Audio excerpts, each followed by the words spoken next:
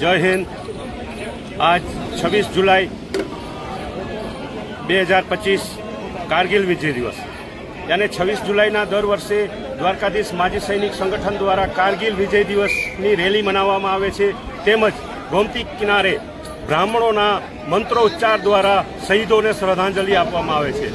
आजना रोज Rabari gate थी रेली ने प्रस्थान करी अपना lieutenant colonel Amol Awate Saheb retired army sub division magistrate Dwarka IAS officer तेमणे रेलीનું પ્રસ્થાન કરી અને રેલીને ત્યાંથી સંબોધિત કર્યા ને શ્રદ્ધાંજલિ આપશું।